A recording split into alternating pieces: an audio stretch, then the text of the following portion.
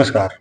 मैं रविंद्र शर्मा, मेरे साथ देश की बात के अंदर मैं आपका स्वागत करता हूँ। सत्ता की एक बहुत बड़ी बुराई है कि ये बहुत ही जल्दी लोगों को भ्रम के अंदर डाल देती है और उनको ये भ्रम हो जाता है कि ये सत्ता सबके लिए है और हमेशा के लिए है। और इसी भ्रम में उन्हें एक और भ्रम हो जाता है और जिसका नतीजा ये होता है कि हम सब कुछ हैं, सर्वशक्तिमान हो गए हैं, हम जो भी चाहें यहाँ पर कर सकते हैं। और जब ये भ्रम टूटता है तो एक बहुत तेज झटका लगता है और उसका असर भी बहुत गहरा होता है। ऐसी राजनीति के अंदर में बहुत कम लोग होते हैं जो पहले ये बात समझ पाते हैं कि सत्ता हमेशा के लिए नहीं है, कुर्सी हमेशा के लिए नहीं है। ये सत्ता आई जरूर है हमारे पास, लेकिन हमेशा नहीं रहेगी। एक दिन हमें ये सत्ता छोड़नी पड़ेगी। इसलिए जो लोग ये समझते हैं वो बहुत ही संयमित व्यवहार करते हैं, जिनको ये पता होता है ये हमेशा के लिए नहीं है। वो जानते हैं कि उनके पास जो सत्ता है, जो अधिकार है, वो हमेशा नहीं रहेगा। लेकिन कुछ लोगों को ये गलतफहमी हो जाती है, कुछ लोगों को इस टाइप की गलतफहमी होती है कि वो उसको अपना जन्मसिद्ध अधिकार मानने लगते हैं और उन्हें इससे कोई, इस मानसिकता से कोई उनको हटा नहीं सकता। वो इसी के लिए पैदा हुए थे। आज हम ऐसे लोगों की बात नहीं करेंगे, आज हम उन लोगों की बात करेंगे जो बहुत जल्दी सत्ता के भ्रम में आ जाते हैं। इनमें सबसे ताजा उदाहरण जो है वो जगदीप धनखड़ जी का है। भाजपा ने उन्हें कहां से कहां पहुंचाया। पहले पहली से 8वीं तक वो गुमनामी की जिंदगी में जी रहे थे और वहीं से पहले उन्होंने एक राज्यपाल बनाया, फिर एक प्रधानमंत्री ने उनको राष्ट्रपति बनाया।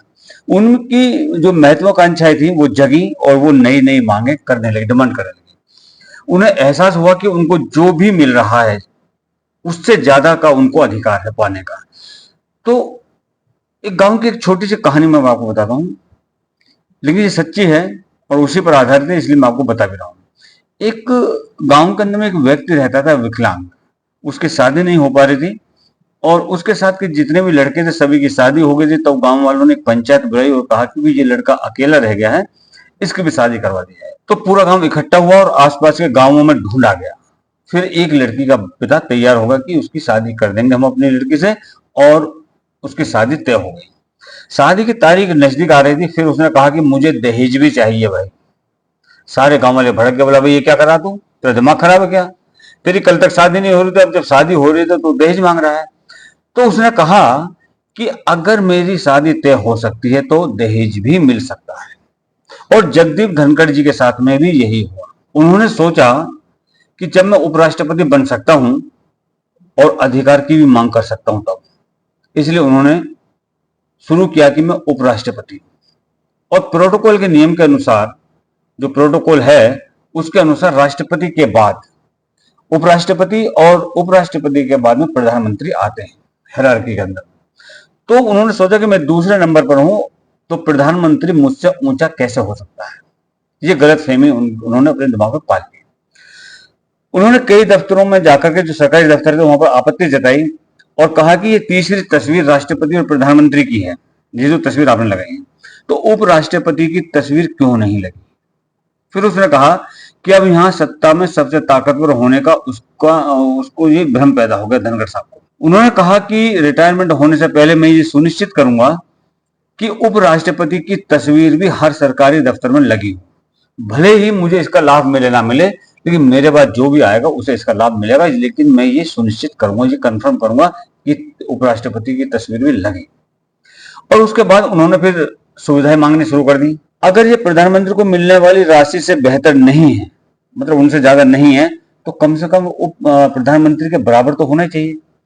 फिर उन्होंने सरकार से शिकायत करी कि उनकी पत्नी विदेश चली गई। हालांकि उनका यह मानना था कि ये यात्रा उनकी अपनी निजी यात्रा थी, लेकिन प्रोटोकॉल के अनुसार दूतावास का कोई भी अधिकारी उनसे मिलने नहीं आया। उन्हें ऐसी सुविधा नहीं दी गई जैसी राष्ट्रपति को दी जाती है प्रधानमंत्री को। अब आप देखिए कि धनखड़ कैसे कैसे एक कदम सने सने आगे बढ़ा रहे हैं। इससे उन्हें अच्छा लगा। फिर सदन में विपक्ष के साथ उन्होंने जो किया, जिस तरह का विपक्ष व्यवहार कर रहा था वो उसके लायक था। लेकिन हर व्यक्ति को यह बात पता होनी चाहिए कि हुआ क्या था। लक्ष्य रेखा कहाँ है, लक्ष्मण रेखा कहाँ है, आपको कहां रुकना चाहिए, इसे कहते हैं अनुपात की समझ। अगर आपको नहीं पता है कि आपको कहां रुकना है तो आप सही होते हुए भी गलत हैं। और जगदीप धनखड़ के साथ भी यही हुआ। पहले विपक्ष के साथ स्थिति ऐसी थी कि विपक्ष भाजपा जितना दृढ़ नहीं था। उसके बाद उन्होंने सुप्रीम कोर्ट के खिलाफ, न्यायपालिका के खिलाफ मोर्चा खोल दिया। इसके अंदर में वो ये भूल गई कि उनका संवैधानिक जो पद है वो उन्हें सर्वोच्च न्यायालय के न्यायाधीशों, न्यायपालिका पर टिप्पणी करने का अधिकार नहीं देता, और वह भी सार्वजनिक टिप्पणी थी, लेकिन वो ऐसा करते रहे, हर बार किया। फिर उनका सर्वशक्तिमान होने का जो बोध था वो बढ़ने लगा। फिर उन्होंने उसके बाद लोगों से मिलना जुलना शुरू कर दिया, लोगों को बुलाना शुरू कर दिया। देखिए, इसमें कोई गलत नहीं है कि अगर कोई लोगों को मिला बुला रहा है या उनसे मिलजुल रहा है, कोई बुराई नहीं है। लेकिन जब उन्होंने लोगों को मिलने के लिए बुलाना शुरू किया तो उन्होंने पहले सरकार की शिकायत की, फिर मंत्रियों की शिकायत की, और अंत में प्रधानमंत्री मोदी जी की शिकायत। और जब अमेरिका के उपराष्ट्रपति जेडी वेंस भारत आए थे तो उन्होंने कहा कि उन्हें जेडी वेंस से मिलना चाहिए। वो भी अपने देश का उपराष्ट्रपति हैं और मैं भी अपने देश का उपराष्ट्रपति, और मुझे आकर के विदेश मंत्री जयशंकर को जानकारी देनी चाहिए थी, जैसे कि वो राष्ट्रपति को जानकारी देने के लिए चाहते हैं। कहा गया कि इससे पहले कभी ऐसा नहीं हुआ और ना ही कभी होगा। तो उनका गुस्सा और बढ़ गया। जब उनको बताया गया कि भी इस तरह से नहीं होता है तो उनका गुस्सा 7वें आसमान में पहुंच गया। कि इसके अलावा उन्होंने राजस्थान से शुरुआत की थी। हिंदू जागरण मंच के लोगों से उन्होंने संबंध बनाने शुरू किए। इसके माध्यम से वो करीब आने की कोशिश कर रहे थे संघ, और कई सार्वजनिक कार्यक्रमों के अंदर में उन्होंने संघ की खूब तारीफ। इससे पहले उन्हें संघ की तारीफ करते हुए कभी किसी ने नहीं सुना। सार्वजनिक कार्यक्रमों की तो बात छोड़िए, निजी में भी वो संघ की विचारधारा और भाजपा की विचारधारा के लिए एक अजनबी थे। बिल्कुल वो एक बाहरी व्यक्ति थे, और भाजपा को लगता था कि उन्हें अपने रंग में रंगा जा सकता है। यही भाजपा की सबसे बड़ी गलतफहमी थी, जो कि भाजपा ने पाल रखी थी कि ये हमारे लिए अच्छा हो सकता है। इसके लिए हम जगदीप धनखड़ को दोष नहीं दे सकते। उनकी गलती कोई नहीं है, गलती है भाजपा की। यह उनकी गलती का ही नतीजा है जो ये सब कुछ वाकया हुआ। जब आप जानते हैं कि 2024 के लोकसभा चुनाव से पहले और उसके बाद संवादहीनता थी, तो उन्होंने इसका फायदा उठाया। जब वो संघ के बड़े पदाधिकारियों से मिलते थे तब वो प्रधानमंत्री की आलोचना करते थे, उनकी आलोचना करते थे, लेकिन वो भूल गए कि उन्हें उपराष्ट्रपति किसने बनाया था। ये चीज धनखड़ जी भूल गए। उन्हें संघ की ताकत का एहसास था। वो समझते थे कि संघ जब चाहे प्रधानमंत्री नरेंद्र मोदी को हटा सकता है। अब इस गलतफहमी का तो कोई इलाज नहीं। अगर उन्हें समझ होती तो उन्हें अटल बिहारी वाजपेयी जी का समय याद आता, जब संघ के प्रमुख के सुदर्शन और विश्व हिंदू परिषद के प्रमुख अशोक सिंघल, जिनका उस समय में कद बहुत बड़ा था, बहुत ऊंचा कद था, भाजपा संघ प्रमुख मनीषी दत्तोपंत हिंगरी, इन तीनों ने एक संयुक्त प्रेस कॉन्फ्रेंस की और अटल बिहारी और उनकी सरकार के खिलाफ बयान दिया। उन्होंने कहा कि यह सरकार राष्ट्रीय हित के खिलाफ काम कर रही है। इसका कारण बीमा क्षेत्र में प्रत्यक्ष विदेशी निवेश मतलब एफडीआई को अनुमति देना था, लेकिन इसका सरकार को कोई असर नहीं पड़ा।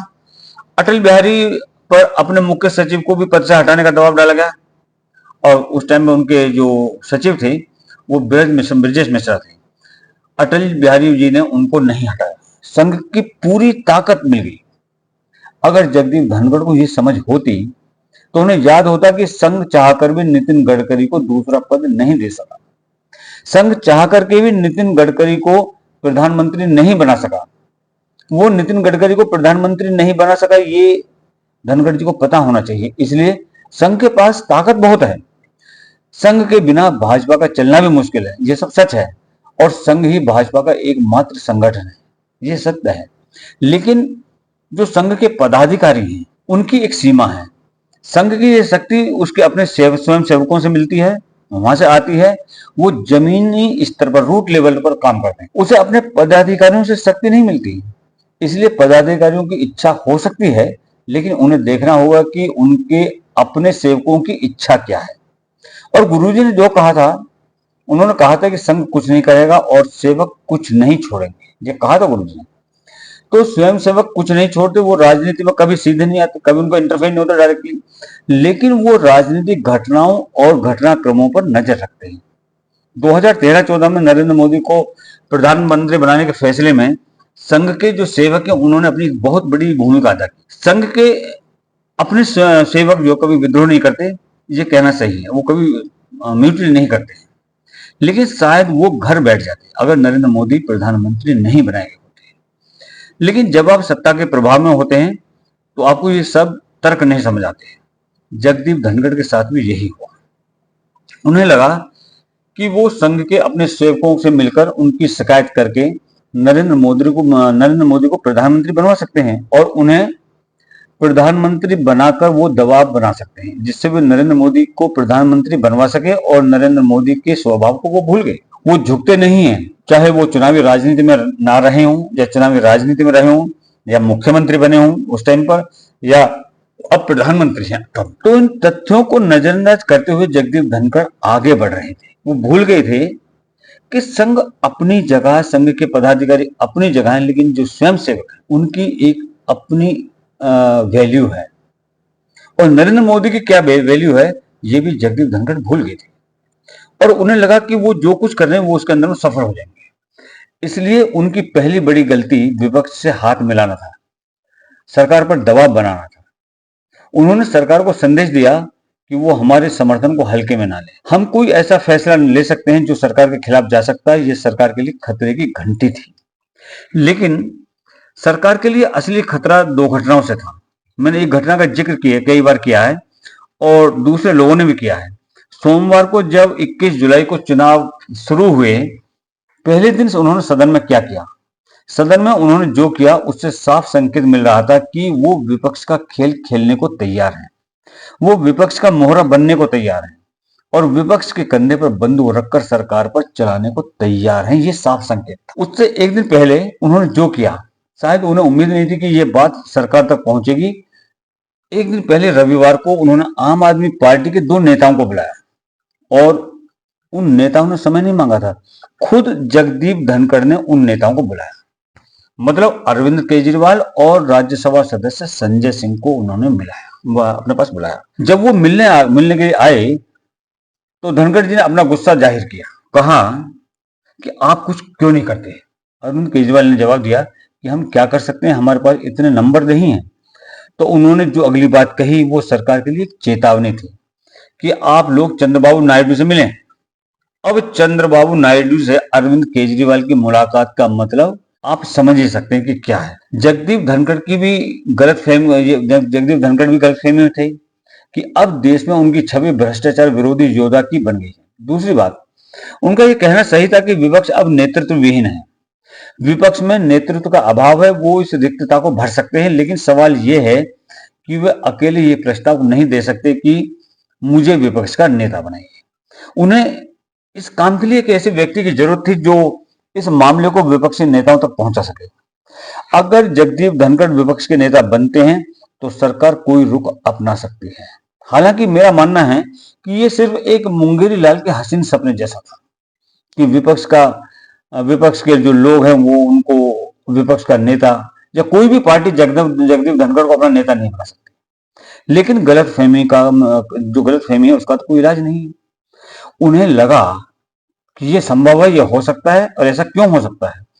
क्योंकि सभी विपक्षी नेताओं और पार्टियों को एक तरह की उम्मीद थी कि वो मोदी से नहीं लड़ सकते और लड़ने की कोशिश करके उन्हें लग रहा था कि वो मोदी को नहीं जीत सकते। ऐसे में उन्हें किसी एक ऐसे व्यक्ति की आवश्यकता थी जो भले ही अस्थायी समाधान हो, टेम्परेरी हो, थोड़े समय के लिए हो। उन्हें किसी भी ऐसे व्यक्ति की जरूरत थी जो राजनीतिक प्रक्रिया का नेतृत्व कर सके, लीड कर सके। उदाहरण के लिए वीपी सिंह। उन्होंने कांग्रेस छोड़ दी और विपक्ष के नेता वो बन गए थे। लेकिन जगदीप धनखड़ ये भूल गए कि वो वीपी सिंह नहीं थे। उनकी छवि वीपी सिंह जैसी नहीं थी, उनकी राजनीतिक विचारधारा वैसी नहीं थी और सबसे महत्वपूर्ण बात, उनकी स्वीकार्यता भी वैसी नहीं थी। इसलिए उन्होंने इन सभी तथ्यों को नजरअंदाज कर दिया। उन्हें लगा कि अब समय आ गया है जब उन्हें प्रधानमंत्री नरेंद्र मोदी के नेतृत्व को सीधी चुनौती देनी चाहिए। उन्होंने लोगों को बताना शुरू कर दिया कि उनका अपमान हुआ। डोनाल्ड ट्रंप ने तो एक बार जेलेंस्की का अपमान किया था, मेरा तो हर रोज होता है, ये जगदीप धनखड़ ने कहना शुरू किया था। अब इतने बड़े संवैधानिक पद पर बैठकर अपनी ही सरकार के खिलाफ ऐसी बात सिर्फ जगदीप धनखड़ ही कह सकते हैं, या कोई भी वो व्यक्ति, कोई भी वो नेता, चाहे वो संवैधानिक पद पर बैठा हो या नहीं, जिसने पार्टी छोड़ने का फैसला किया हो या पार्टी के खिलाफ जाने का फैसला किया हो, वही व्यक्ति ऐसा कर सकता है। और जगदीप धनखड़ इसी मनोदशा में थे, इसी मेंटेलिटी को लेकर के चल रहे थे। इसलिए दो घटनाएं घटी। भाजपा में एक दो नेता को लगा कि बदलाव का समय आ गया है और यह उनके लिए एक अवसर है। विपक्ष में कुछ लोगों को लग रहा था कि अब यह सरकार अस्थिर हो जाएगी, हिल जाएगी, इसकी अपनी कोई ताकत नहीं है, ये समर्थन पर निर्भर है, और जो काम विपक्ष जून 2024 में नहीं कर पाया उसे फिर से करने का समय आ गया है, ताकि बड़े समर्थकों को भाजपा से अलग किया जा सके। मतलब जो सपोर्टिव पार्टी उनको हटा दिया जाए, चंद्रबाबू नायडू और नीतीश कुमार को। तो विपक्ष को लगा कि जगदीप धनखड़ इस काम में उनकी मदद कर सकते हैं, और वो भाजपा के संवैधानिक पद पर भी हैं, उनकी छवि बन चुकी है, और अगर वो भाजपा छोड़ देते हैं, भाजपा के खिलाफ बोलते हैं, तो उनकी विश्वसनीयता बढ़ेगी। मुझे लगता है कि पद छोड़ने के बाद अगर उनकी जांच हो, उनकी संपत्ति की जांच हो, धनखड़ साहब की, उनके परिवार के सदस्यों की संपत्ति की जांच हो, अगर उनके परिवार के सदस्यों के दूसरे दलों से संबंध हो, उसकी भी जांच हो, तो सिर्फ संबंध ही नहीं बल्कि उनके परिवार के सदस्य भी कांग्रेस पार्टी में हैं, तो उनके संवाद का एक जरिया कांग्रेस से खुला था। और राज्यसभा में उन्होंने कांग्रेस के एक बड़े नेता, जिन्होंने धनखड़ की सबसे ज्यादा आलोचना की थी, उनसे संवाद बढ़ा दिया था। तो अचानक दोनों के बीच में एक नई दोस्ती पैदा हो गई। जो लोग उन्हें संवैधानिक पद के लिए एक कटघरे के रूप में देखते थे, जो लोग उन्हें संवैधानिक पद के लिए, उनके जो पद पर जो थे वो एक कटघरे के रूप में देखते थे, उन्हें अचानक उनके अंदर में एक अच्छाई नजर आने लगी। और जिनके खिलाफ जगदीप धनखड़ अभियान चला रहे थे, उन्हें उनमें अच्छाइयां नजर आने लगी, और जो लोग उन्हें इस पद पर लाए थे, उनके अंदर में जगदीप धनखड़ को बुराइयां नजर आने लगी। तो जगदीप धनखड़ के जाने का समय और घटनाक्रम इतनी तेजी से घटा कि वो इस सरकार को अस्थिर करना चाहते थे, इसको हिलाना चाहते थे। अब इस सरकार को अस्थिर करना चाहते थे, तो वो अपनी राह पर चल पड़े। वो एक बड़ा खेल खेलना चाहते थे, इसमें कोई शक नहीं था। जब तक वो अपने लिए ज्यादा सुविधाओं की मांग करते रहे और अधिकार की मांग कर रहे थे, तब तक तो सरकार बर्दाश्त कर रही थी। और पिछले 2.5 साल से यही चल रहा था, यही हाल था पिछले 2.5 साल से। तो सरकार को लगा कि 2 साल और बाकी है, तो चलो हो जाएगा। लेकिन जगदीप धनखड़ ने सरकार को मजबूर कर दिया कि वो अभी अपने बारे में कोई फैसला ले, अभी अपने बारे में, भाजपा के बारे में, सरकार के बारे में कोई फैसला ले। मैंने पहले भी कहा था और आज फिर से कह रहा हूं कि उनकी क्षमता नहीं थी, उन्होंने यही कमी महसूस की। उन्हें लगता था कि पार्टी उस व्यक्ति को नहीं हटाएगी जो उनकी अपनी पार्टी द्वारा संवैधानिक पद पर आसीन था, या उसे हटाने का जोखिम नहीं उठाएगी, ये सोचा था जगदीप धनखड़ ने। उन्हें लगता था कि अगर कोई उन्हें वहां से हटा दिया, तो ये भाजपा के लिए एक बड़ा जोखिम होगा, एक समस्या खड़ी हो जाएगी भाजपा के लिए। ये सारी बातें तब हवा हो गई जब लगा कि वो पार्टी के लिए समस्या बन रहे हैं, और जिस रास्ते पर वो चल रहे थे, उन्हें वहां से लौटना मुश्किल था। जब बातचीत के लिए, समझौते की कोई गुंजाइश नहीं थी। वैसे भी उनसे बातचीत तो की नहीं जा सकती, उनसे बातचीत करने के मूड में भाजपा बिल्कुल भी नहीं थी, किसी कीमत पर भी नहीं थी, और हुई भी नहीं। वे एक ही बात पर दाव लगा रहे थे कि भाजपा मुझे पद से हटाने का जोखिम नहीं उठाएगी, इससे राजनीतिक नुकसान हो सकता है। ये गलतफहमी पाल ली थी धनखड़ साहब ने। उन्हें लगता था कि यही भाजपा की कमजोरी है, मैं जब चाहूं इसे दबा सकता हूं। इसलिए जब तक भाजपा चुप थी, पार्टी आलाकमान चुप था, इसको नजरअंदाज कर रही थी, प्रधानमंत्री नजरअंदाज कर रहे थे, तब तक उन्हें लग रहा था कि उनके प्रभाव का असर हो रहा है। मैं तो कहूंगा कि उनके ब्लैकमेल का असर हो रहा है। वो एक तरह से सरकार को ब्लैकमेल कर रहे थे, और वो इसको धीरे धीरे, ब्लैकमेल की जो प्रेशर था उसको बढ़ा रहे थे, और धीरे धीरे बढ़ाते हुए जब वो सरकार के अस्तित्व के लिए खतरा पैदा करने की राह पर चल पड़े, तब तय हुआ कि अब जगदीप धनखड़ को बर्दाश्त नहीं किया जाएगा। बाद में जब ये समस्या बड़ी हो जाए, तब उसका समाधान करने की कोशिश करें, उससे पहले इस जहर का तुरंत इलाज कर देना चाहिए और ऐसा ही किया भी। देखिए, जो लोग उनके साथ जुड़े खड़े थे, जिनसे वो मिल रहे थे, जिनसे शिकायतें कर रहे थे, किसी ने भी उनके समर्थन में बात नहीं की। सिर्फ कांग्रेस पार्टी ही विदाई समारोह की मांग कर रही थी। कांग्रेस पार्टी देश के इतिहास में पहली बार विदाई समारोह की बात कर रही थी, पहली बार। लेकिन ना तो विदाई समारोह हुआ और ना ही होगा। जगदीप धनखड़ ने पहले कहा था कि वो जितना हो सके सत्यपाल मलिक बनने की कोशिश कर सकते हैं, लेकिन उनके लिए सत्यपाल मलिक बनना मुश्किल होगा, क्योंकि उनके खिलाफ इतना कुछ है कि उसके बाद उनके लिए बोलना या मुंह दिखाना मुश्किल हो जाएगा। और जगदीप धनखड़ शायद अब तक ये बात समझ गए होंगे। वैसे उन्हें सबसे पहले वसुंधरा राज सिंधिया ने समझा था। राजस्थान में वसुंधरा राज सिंधिया ने के करीब आने की उन्होंने बहुत कोशिश की। वसुंधरा राज सिंधिया ने उन्हें करीब भी नहीं आने दिया, फटकने नहीं दिया अपने पास। और वसुंधरा के अध्यक्ष बनने से पहले वो उनके करीब आने की कोशिश कर रहे थे। तो जगदीप धनखड़ को सबसे पहले वसुंधरा राजा सिंधिया ने पहचाना, लेकिन पार्टी के बाकी नेता भी उनको धीरे धीरे पहचानने लगे।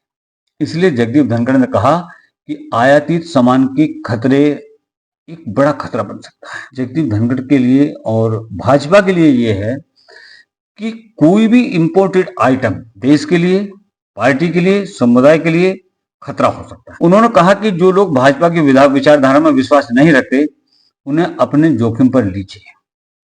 जो अगर कोई भाजपा के अंदर ऐसा व्यक्ति आ रहा है जो भाजपा की विचारधारा के अंदर विश्वास नहीं रखता, अगर आप उसको पार्टी में ले रहे हैं तो वो आपकी सिरदर्दी आप जाने। और अगर कोई आप बड़ा पद देते हैं तो खतरा और बड़ा हो जाता है। जगदीप धनखड़ भाजपा के लिए एक बड़ा सबक है। भाजपा की जो भविष्य की राजनीति है उसके लिए एक सबक है। भाजपा में शुरू हुई इस अनऑर्गेनिक जो डेवलपमेंट है उसके लिए सावधान रहना होगा। मतलब जगदीप धनखड़ जैसे लोगों से सावधान रहना होगा। अगर हम जगदीप धनखड़ जैसे लोगों को लेंगे तो हमें इसके परिणाम भुगतने के लिए तैयार रहना होगा। तो मुझे लगता है कि जगदीप धनखड़ का अध्याय समाप्त हो गया। कोई भी उनसे सवाल नहीं करेगा। वो खुद को देश के सबसे बड़े नेताओं में से एक मानते हैं अपने आप को। और नरेंद्र मोदी को उनकी असली हैसियत बताने में उन्हें सिर्फ 4 घंटे लगे। 4 घंटे के अंदर ही नरेंद्र मोदी ने उनको उनकी हैसियत बता दी कि आप ये हो। तो जगदीप धनखड़ अपनी पुरानी स्थिति में पहुंच गए और अब उन्हें इस पोजीशन से कोई हटा नहीं सकता। तो ये जगदीप धनखड़ की कहानी है, पद से अर्श तक और अर्श से फिर फर्श तक पहुंचाने की कहानी। तो इस एपिसोड के लिए बस इतना ही। अगले एपिसोड में फिर मिलेंगे एक नए विषय के साथ।